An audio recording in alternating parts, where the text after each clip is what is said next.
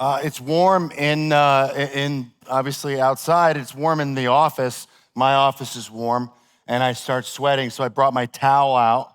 I had never done this before, but I figured, well,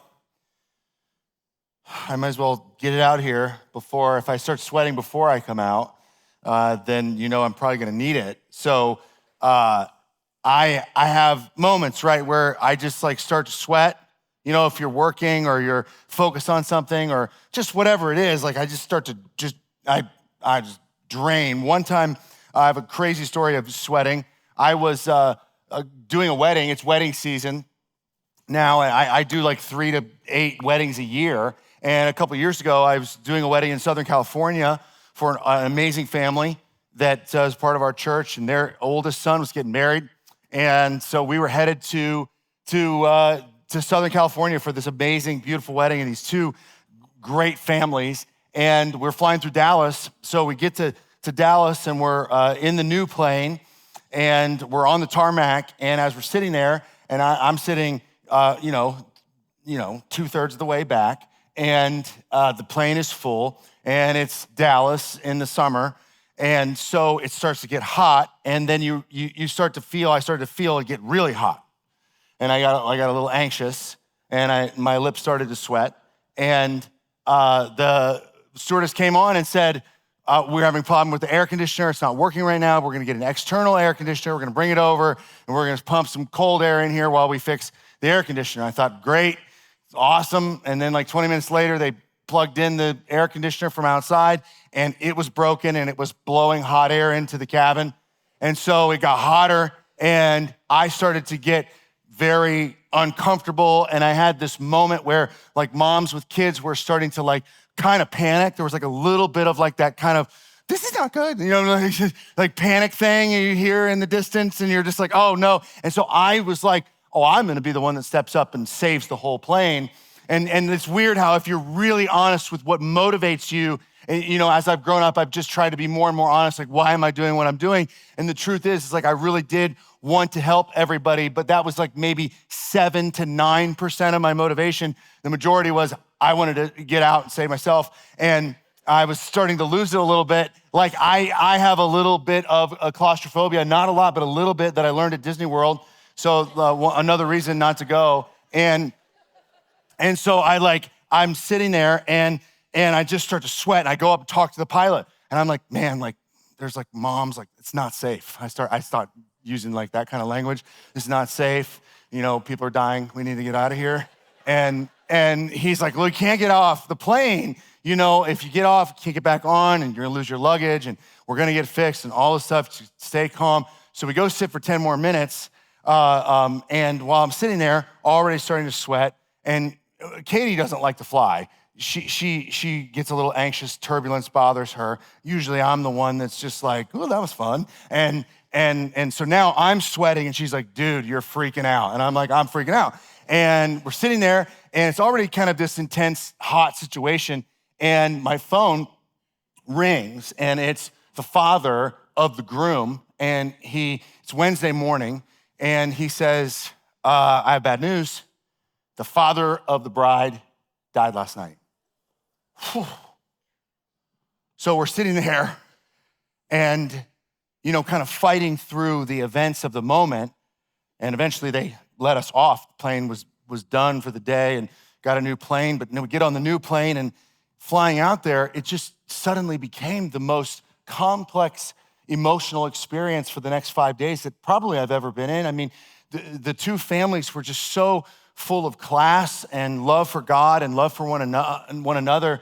But celebration and tragedy mixed together. How do you do this? And so lots of extra conversations and lots of interactions with families, and how are we gonna address this? And I was even, I started the ceremony in a different way. I stood up in front of everybody and told everyone what the bride and groom's wishes were for how we're gonna manage this. And it was just overwhelming, and everybody did such a great job of focusing on celebrating, but at the same time, just squeezing the bride and groom. a little tighter. And it was just a difficult situation. But the question became, as we were thinking about moving forward, because that was the question for the first 48 hours was, are we even gonna move forward? How do you move forward? Well, then the bride and groom, we wanna do this. And so then the next question was, who's gonna walk her down the aisle? What an emotional answer. What a challenge, right? Who's gonna do that? And, who's gonna step in? Who's gonna step up? Who's gonna be the one to move into this moment and do what needs to be done? And it was just one of the most remarkable things I ever got to experience. It's just to experience the joy, the gratitude, the humility, the embodiment of love that her grandfather did when he stepped into her place. And, you might think you could have got a better picture because his eyes are closed. But honestly, that's kind of, he barely kept them open. He'd open them a little bit, and he just stood there, thankfully and proud to be able to stand in that moment and to be with his granddaughter and do whatever it is that he needed to do to bring some balm to that situation, to be light and to be hope-filled in that situation in the midst of tragedy. And that's the simple message for today. That's our message. We're talking about our expectations being crushed. And the name of this series, that kind of moment when all you hoped and all you dreamed just gets crushed. And told a lot of stories about people's lives not turning out and things and situations not turning out the way that we hoped for, and how we need to kind of get our arms and minds and hearts wrapped around what hope is. And actually, you can ask some of the staff, sometime I pride myself. I don't pride myself. I like to name these series, right? I come up with a lot of fun names, and I like that process of taking a rich theological concept and condensing it down into a phrase or something that can connect with people.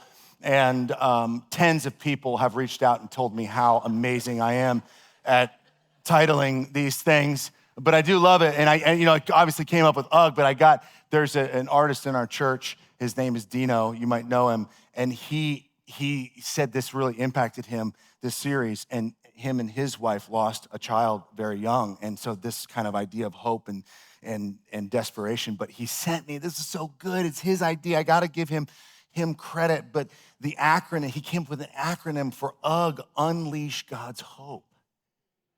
And I was like, dude, that's fresh. You win, you beat me. And it's not even a competition. But isn't that great? But that really summarizes what we're talking about, is how we unleash God's hope in the midst of our expectations being crushed, and then how to manage all that. So over these weeks, we've said that hope is a vision that leads to a feeling and a fuel. And so hope, in the most generic sense, is something that you see that's not in your present. It's not physically in front of you, but it's something you kind of hope for. You're visualizing a reality you'd like to become real someday in your life. You're going, it's like the idea of, we're gonna climb to the top of that mountain, or we're gonna finish that marathon, or we're gonna, I'm gonna get married, and here's what I want, the vision of the wedding to be. Hope is that vision that you see that thing, and then it fuels you, right, to take the necessary steps every single day to get to that vision, to get there. So when hope becomes real, it really fuels our steps. And so you might be walking down a path or moving towards some vision that you have, and someone goes, well, how do you wake up every day, and what's driving you? And it's because the vision that you have and the hope of that. And so when we understand that is what hope is, we have to put some fundamentals in. And the first one we put in was that God doesn't mess up. So when your hopes aren't met, it's not because God did something wrong or messed up. In fact, what it means is probably we need to evaluate our hope, evaluate our vision. And then last week, that's what we talked about, that we need to trade in our vision of hope for God's. And we need to let God's vision for our life be what fuels us and is our hope. So if we kind of have this idea of, well, this is my vision, and God goes, but that's not what I want for your life, and then it doesn't work out, and you kind of go, well, God, I asked you for this, I was hoping in this, then it didn't happen, and you go, God, you messed up. He goes, no, you put your hope in the wrong thing. That wasn't my vision for your life, that was your vision for your life. And so when it doesn't work out, it doesn't mean God doesn't work. It means that there's something you're missing. And parenthetically, just dropped in and talked about the story of Job quickly again, in that story, in one of the perspectives of the story of Job is that as the reader, you get to see chapter 1, God interacting in the divine council with the Satan, the accuser, and these other spiritual beings talking about a man on earth. You watch that happen. So you're in the room where it happened, and then you get to see what was decided there play out in the man's life. Job doesn't know that conversation, okay? So what you do is you move around the perspective. You're Job, right? So then assume that there's someone reading, and they're going, there's something going on behind the scenes, and you don't know what that was.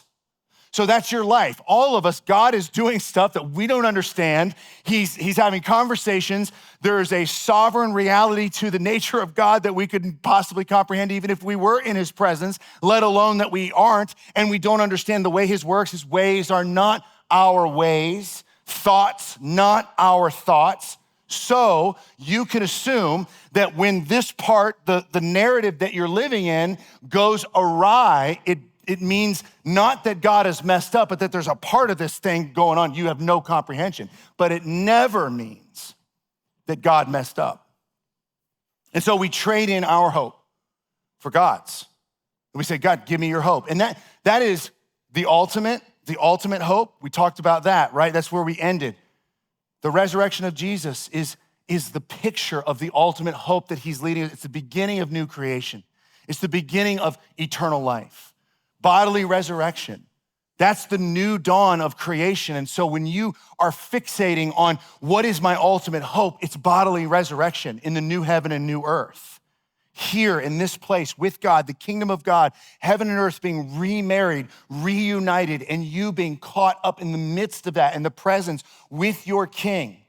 And when you really let that ultimate reality be your hope, then what happens is the sufferings, the problems, the things you might hope for, that you just become a little smaller because you have that ultimate thing, and God is the one who will carry that forward. And so what we do is we trade in and we say, I want your hope. And even for the small stuff, obedience. Obedience to God today is a reflection of your belief in him or your hope in him. Because you may not want to do the thing, you may not want to say the thing, or you might want to say the thing, or you might want to be with that person. And God, for some reason, says, that's not right, that's not good. And you choose to do what God says, aside from what you want, and trust him with the outcome. That's a way that we trade. We go, yeah, but that's not my vision for my life. I want to marry that person.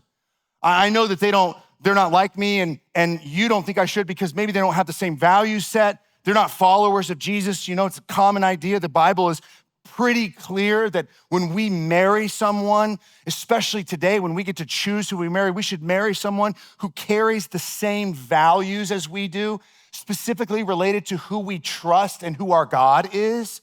So when we choose to say, I'm not gonna do that because this guy has the money, or he has the thing, or she is this, or whatever, but you are moving away from God's vision into your own vision. And that's just one of many examples of trusting God to give you the vision that you have for your life. We may get to this moment in our life where we ask the question in the midst of challenging circumstances, God, why won't you fix it? Why won't you do something about it? God, step in and do something about it. To which God may be kind of standing and saying, actually, why don't you do something about it? Why don't you step in? Theologically, the nature of Jesus' life on earth, his resurrection and his ascension, is to leave us with the power of the Holy Spirit to go and to make disciples. And so to be close to Jesus, be like Jesus, and then go help other people be close to Jesus and be like Jesus. And so the hope of the world that we have is not in kind of what people are thinking about political things or the certain ideas or ideologies, or it's not in necessarily the different technologies that are coming out. The hope that each of us have is the power of God working through the lives of his church. That's the hope of the world. So God said, you guys are now gonna be my hands. You guys are gonna be my feet. You're gonna be my arms. You're gonna be the back. You're gonna be my heart. You go in, you feed them, you clothe them, you talk to them, you nurture them, you give them what they need, you parent those orphans, you minister to those widows, you do it. You are my church, you are my body. Go and do as I have done. And so the reality of the hope of God for the eternal perspective is not just that it gives us what we need to make it through the day, but that it gives us what we need to help them make it through the day. It's supposed to work its way into our life. The nature of Jesus' time with his disciples was to say, like, the way they're gonna know that you were with me is not gonna be because you're from Galilee or you tell them that you spent time with Jesus. Oh, dude, one time I spent time with Jesus. Oh, I just wanna be around a guy that was around the guy. That's not it. They're gonna know by your fruit, by the way that you bring about hope into the world. And that is truly how the church grew in the first 200 years.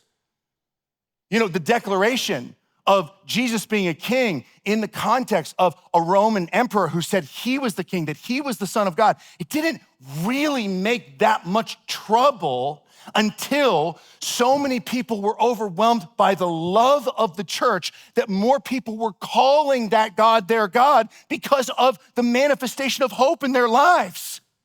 Because now the people were moving their allegiance to a different God. Now that's a power struggle.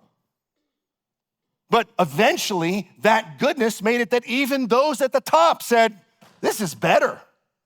This is better.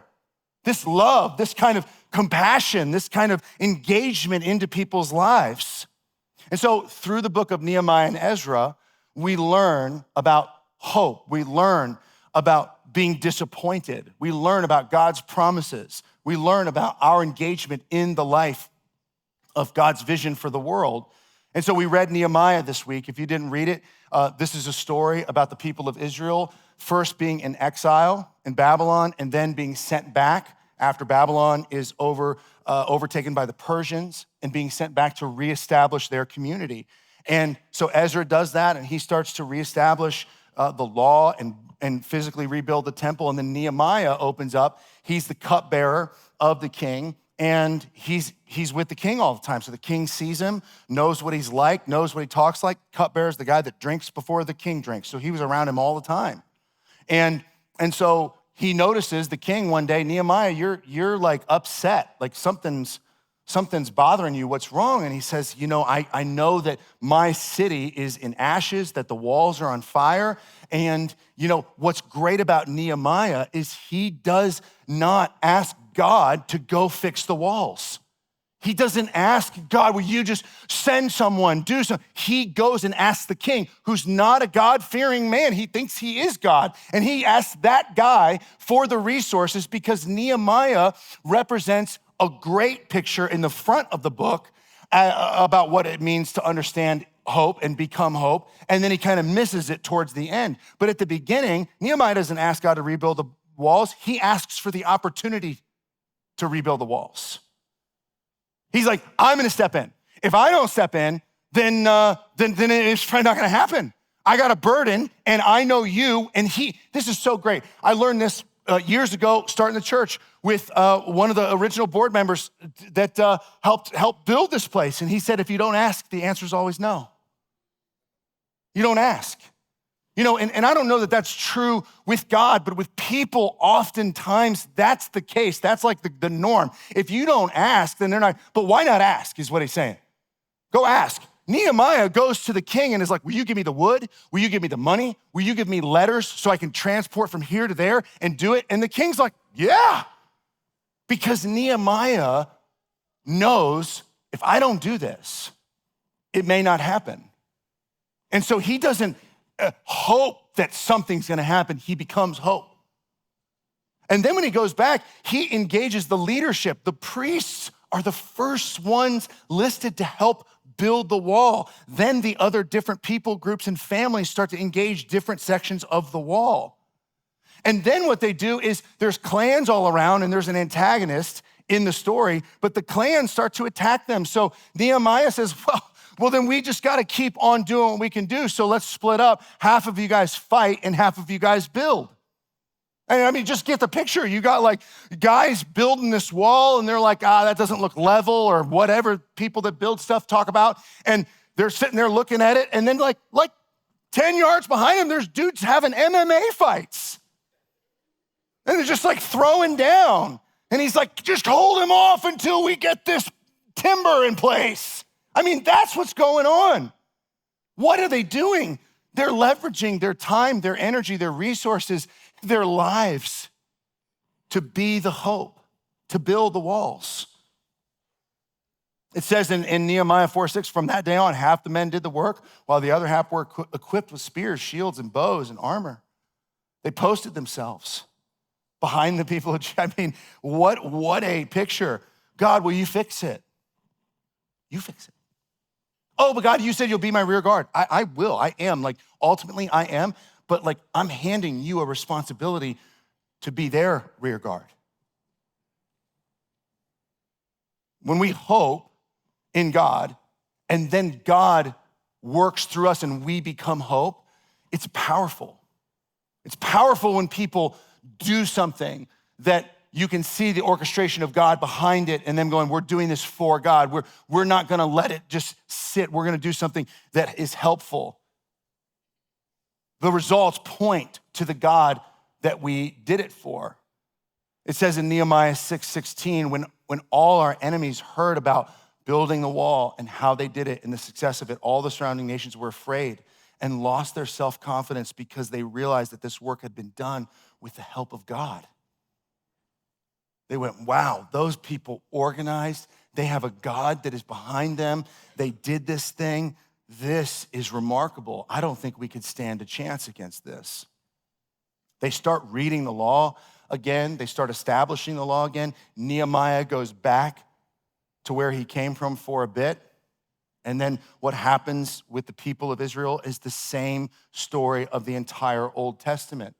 There's a reality that Nehemiah and that he can do where, he helps them build and he helps them establish, but then he hears that they're starting to do all of the same things that got them in trouble and got them exiled in the first place. They start worshiping false gods. They start marrying people that are not from their nation. They start disobeying the Sabbath. They don't do their taxes right. They stop giving their tithe. As soon as Nehemiah, they do all this work and the people just literally go back to the reason the walls were on fire. They just start the fire from within. And this is the kind of the rub. This is the sophistication that it takes.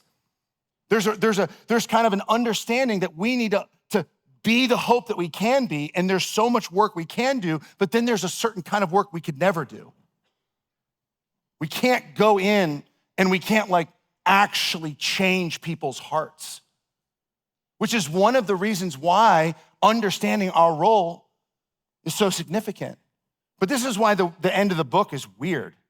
Like I said last week, Tim Mackey calls this book weird. You see this good example of some leadership, and then you see him flip out because they're not embodying hope after he leaves. It says this, it says, I rebuked them and called curses down on them. I beat some of the men and pulled out their hair. I mean, this is the end of the book. Nehemiah ends with him losing his mind, yanking dude's hair out. Like if you saw him in that moment, you'd be like, what a weirdo. That dude needs like sat down. He needs like a counselor and therapy, and like he needs it. But he's just trying to get at something that is really the whole story of the Old Testament condensed. In the beginning, he's becoming the hope. And in the beginning, he's helpful. In the end, he's frustrated and tries to fix a problem that he can't. He can't. You and I are supposed to be the hope we can be and not ever even try to be the hope that we can't. The Israelites needed more than just new walls, houses, and customs. They needed their hearts changed. Nehemiah did a great job being the hope he could be, and he made a huge difference, but he couldn't change their hearts. So sometimes what we think when we have to become hope is we think it's, giving people the answer. It's like, I did all that work, and then now, don't you know you're not supposed to do that? Let me tell you about this and tell you about the law. And if you just understood this, then your heart would change and you wouldn't act that way. But the reality is that there's a part that only God can do. And then there's a disposition that only we can do. And it's not our job to give the answer, but to live the answer. Now, that doesn't mean that we're not supposed to know the answer. The Bible is so full of let the redeemed of the Lord say so. And without faith, faith comes by hearing, and hearing by the word of God. Peter says that we are supposed to always be ready to give an answer for the hope that we have in us. It is important for us to be able to say why we believe what we believe. But our job is to first and foremost become what we say we believe, to embody hope. It's kind of like if you're thinking about, giving an answer versus living the answer, it's knowing the information is the jab and living it is the uppercut. That's what brings about the greatest change. And then we go, God, only you do what you can do and we'll do what we can do. You've heard idioms, right? Pray like it's all up to God and work like it's all up to you. This idea when it comes to hope is critical because there is something that will happen in the combination of your efforts with God. Hope isn't just about us leaving earth for eternity. It's about bringing eternity to earth. Part of what makes Jesus the answer is how he showed up in our suffering. When Jesus shows up, he's there to do what? Rebuild the temple. Not the walls like Nehemiah. He's there to do the heart work that only he can do, and that makes real change. When we think about God, we can look at the way that he orchestrated our experience to him. The whole world was made through him speaking. Words matter, man. There's life and death in the power of the tongue. Words create worlds. You can say stuff and it can change the landscape. When God spoke, the world came into existence. Words matter, and knowing matters. But when God wanted to save the world, what happened to that word? It moved to the meta place. It moved and became flesh and did what? And dwelt among us. It's the presence of Jesus that gave us hope. Not just the words, not the promises. The promises were there, and those were words, and we're waiting. Thank you for the promises. Thank you for what you did. You did that, you did that. There's more we need. How are we gonna get what we really need? He shows up, becomes flesh, dwells among us. He's with us. He shows up in our suffering. The Word made the world, but for hope, healing, and restoration, that Word became flesh and lived with us. It's our job to become hope for people. Specifically, become the reason that then somebody has hope, and then it's just story after story of when someone shows up. And when someone shows up in your world, that's why we had you pray about someone showing up in your world, because if there's someone that showed up in your world and you wouldn't be where you were, then there it is. That was the moment. That person, God put someone in your life. I have a story of that. My young life leader showed up in my life. He said so many things to me, and they were helpful, but I remember like 5% of what he said. I remember some of his jokes. He was like, he used to say, wherever you go, that's where you are. I mean, I don't know. Like He said that kind of stuff. But you know what made the biggest difference in my life? I was a junior. I was having a horrible time. Family, my brother was in and out of jail every single month. I could go on and on and on. Drugs, you name it. It was all happening, not with me, with my family. It was a mess. And I was angsty and angry and frustrated. And at lunchtime, Steve came. He took me out to lunch. He took me to Subway. We sat in his car. I let out all my frustrations. He just sat there and said, I know, man.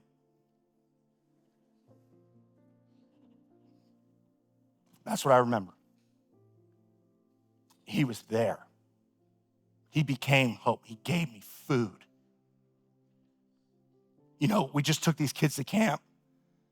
I got to just talk about people that became hope. We have a staff member who already gives his whole life to your kids, Dan Carr. You guys love Daniel Carr. He's one of the kids directors. I mean, he's just the best. And a couple weeks before camp, one of the groups didn't have their leader, and he said, I'll go. Kind of a rough group that needed some special attention. And Daniel stepped up. It was Daniel's birthday this week.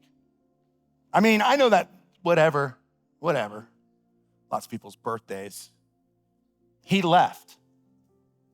He went on a bus for 15 hours with a bunch of teenagers.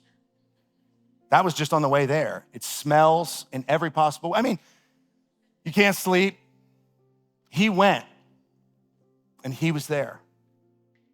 And he may have not been there. And that's where, man, it should just really sober us, because when you start to get the vision for how you can become hope in someone's life, man, don't start thinking about what might happen if you don't step into that role.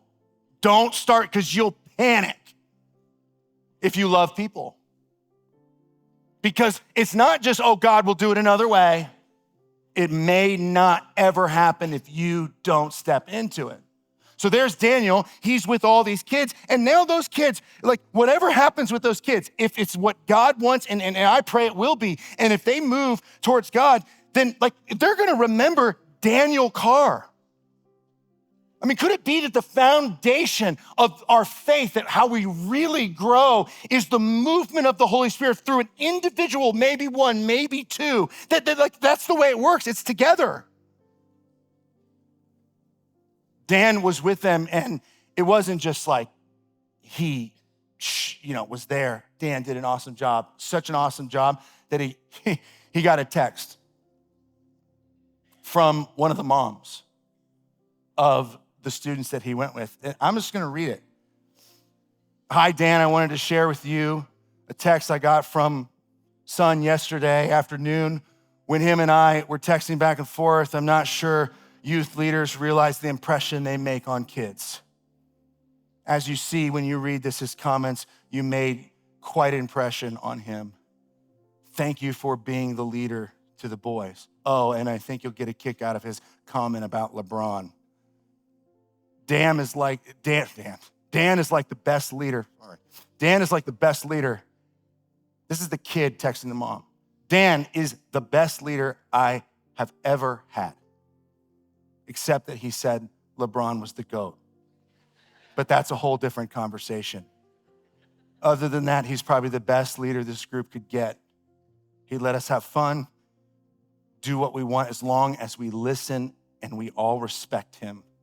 So I feel like we have all listened pretty well, and he let us really talk. And he was a lot like us, I feel like, and really wanted to get to know us. So I thought that this trip was so good. It was as good as it could possibly be, especially since he was our leader.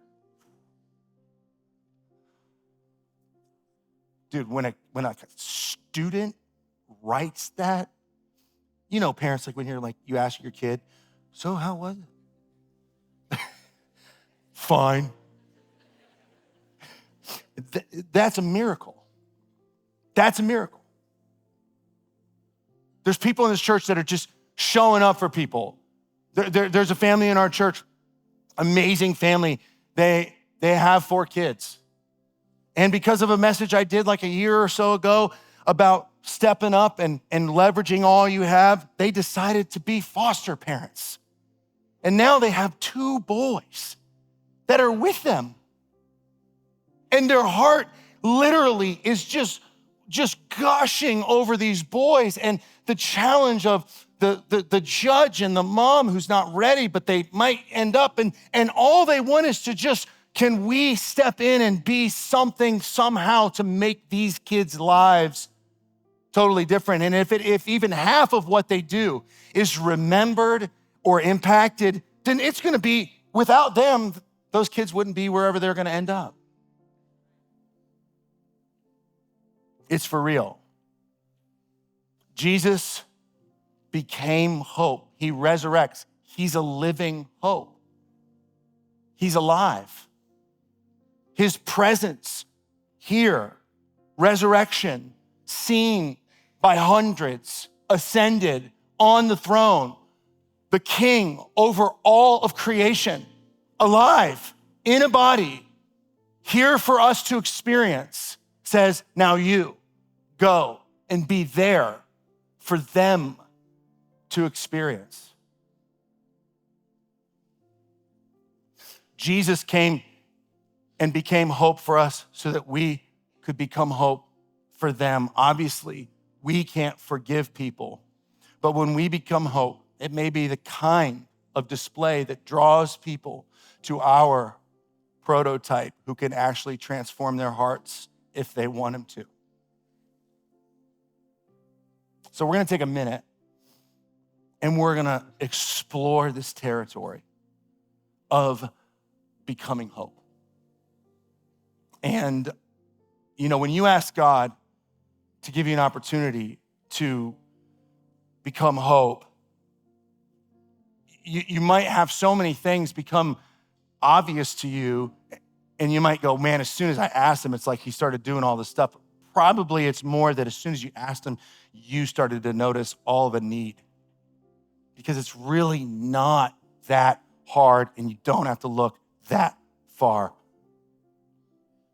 to be a disciple of Christ and bring hope into someone's life. You can do it in a moment. You can do it with a gift. You can do it in an hour. He may ask for a week. There's all kinds of ways if you'll make yourself available.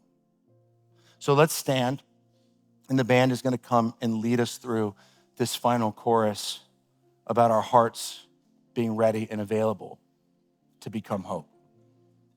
There was a student who came home from school one day. He's about 8 years old, and he had a letter sealed from the teacher and handed it to his mom. And mom opened it up and read it.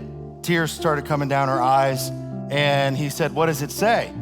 And she said, "It says that you're a genius, and you're so smart, and that they're incapable of meeting your needs intellectually at school. So I've got to teach you at home now."